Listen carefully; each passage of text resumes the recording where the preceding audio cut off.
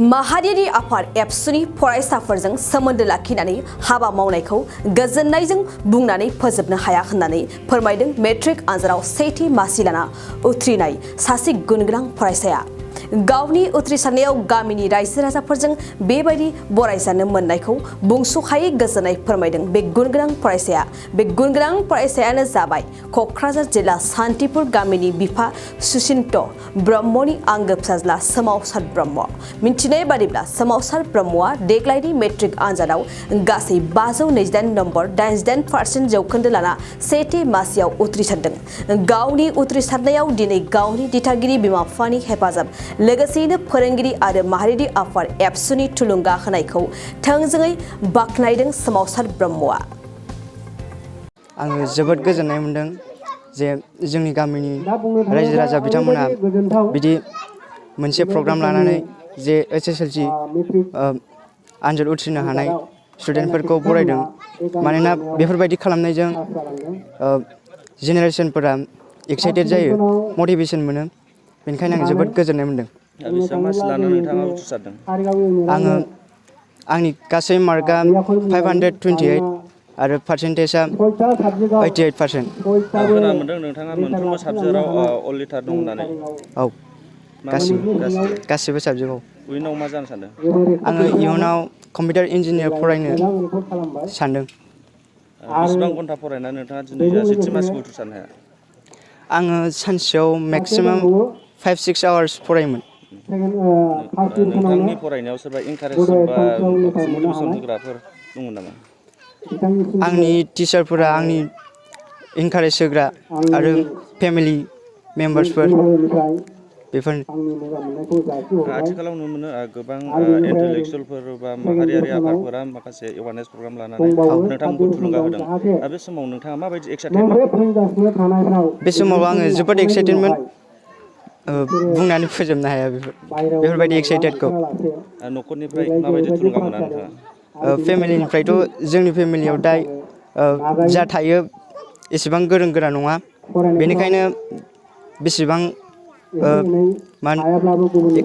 Knowledge होनो हायामोन। आंनो अन नलेजजों बेसिम सफैदों, बे लेभेलसिम सफैदों। बबे फरायसालिनिफ्राय नोंथाङा उथ्रिसारनो हाया? आङो माइगं बाथौ फरायसालि कारिगावनिफ्राय उथ्रिसारदों। दानि जे फैबाय थानाय सम बा उन्दै लाइमोनफोरखौ माबाफोर खावलायहरनांगौ दं होननानै सानो नामा नोंथाङा? दानि जे यांस्टारफोर, जोंनि बर'निफ्राय बुङोब्ला गोबां दावगाबावनांगौ दङ आं सानो। गोबां जे बे समाव मोजां फरायनांगौ सम, बेफोरबायदिनि बैसोनि स्टुडेन्टफोरखौ बांद्राय जोंनि ओनसोलाव बेरायनाय मानाय बेफोरबायदि नुनो मोनो।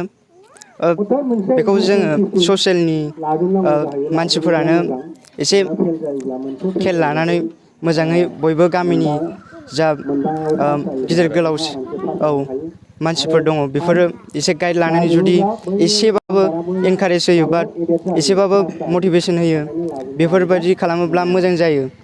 मानोना गामि ओनसोलाव एसेबां मानि गोरों गोराबो थानो नागिरा अबेबा गामि ओनसोलाव बेफोरबायदि जायो।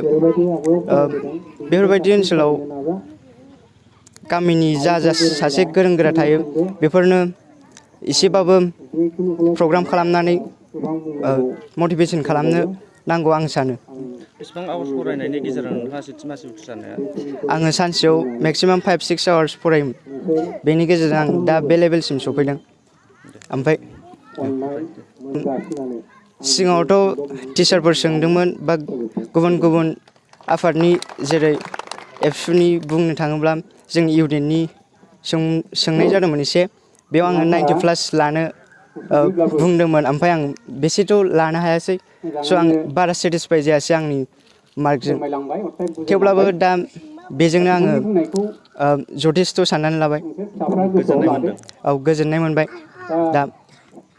दाथ' जेनेबा मोनबाय हिसाबै जेबो खालामनो हाला। औ, थेंक इउ। थाखो 8, 9 आरो 10 नि फरायसाफोरनि थाखाय मोनसे गोनां फोसावथाय। इम्पल्स आसामआ नोंथांनि थाखाय होदों अनलाइन टिउसन एप्सनि सुबिदा।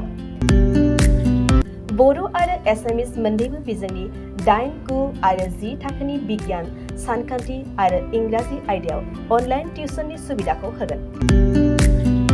मोनफ्रोमबो आयदायाव दान मोनसेनि फिसआ 250 रांल' जागोन। 12 दाननि थाखाय फरायसानि अनलाइन टिउसनआ सोलिगोन। इम्पल्स आसाम अनलाइन टिउसन एपआव live class, online test, online assignment आरो डाउट क्लियारिं सेसननि सुबिदा मोननो हागोन। इम्पल्स आसाम अनलाइन टिउसन एपआव रोंगौथि गोनां एक्सपिरियेन्स फोरोंगिरिफ्रासो फोरोंगोन। गोसो गुदुं फरायसाफ्रा गाव गावनि मबाइलाव गुगोल प्ले स्ट'रनिफ्राय इम्पल्स आसाम एपखौ डाउनल'ड खालामनो हागोन। लोगोसेयैनो 8099334099 जानबुं अनजिमायाव थोंजोङै जगाजग खालामनो हागोन।